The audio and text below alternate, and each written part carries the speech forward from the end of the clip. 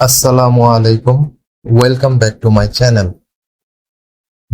কেমন আছো সবাই? আশা করি সবাই ভালো আছেন।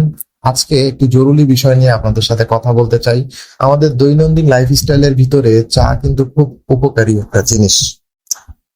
সবাই চা পছন্দ করেন, কেউ দুধ চা, কেউ রং চা।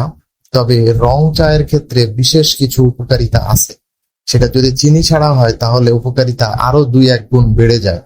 তো আমরা চেষ্টা করব সারাদিনে অন্তত 1 থেকে 2 কাপ রং চা খেতে।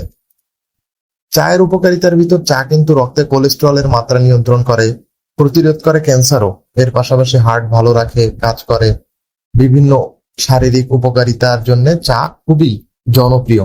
স্বাস্থ্যের জন্য রং চায়ের উপকারিতার কথা শুনলে অবাক হবেন। রং চা হার্টের রক্ত সরবরাহ বাড়ায়, হৃৎপিণ্ডকে সুস্থ রাখে, উচ্চ রক্তচাপ ও হৃদরোগ নিয়ন্ত্রণে সহায়ক, শরীরের রোগ প্রতিরোধ ক্ষমতার উন্নতিতে গুরুত্বপূর্ণ ভূমিকা পালন করে। চায়ে উপস্থিত অ্যান্টিঅক্সিডেন্ট মস্তিষ্কের রক্ত ও অক্সিজেন সরবরাহ বৃদ্ধি করে, মস্তিষ্ককে সচল রাখে, শারীরিক ও মানসিক ক্লান্তি দূর করে, রক্ত চলাচল ভালো হয়। প্রতিদিন চা পান করলে ইউভি রেডিয়েশনের ক্ষতিকর প্রভাব থেকে ত্বকের কোষগুলো রক্ষা পায়, ফলে স্কিন ক্যান্সার হওয়ার আশঙ্কা কমে।